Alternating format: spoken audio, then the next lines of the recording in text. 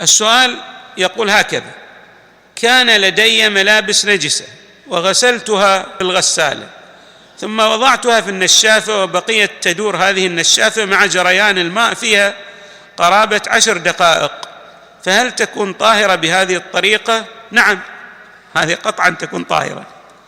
يعني إذا كان الماء جاري يمر على هذه النشافة 10 دقائق، معناه أنه طهرت هذه الملابس، لأن هذا غسل للملابس مع عصر لمدة طويلة. نعم.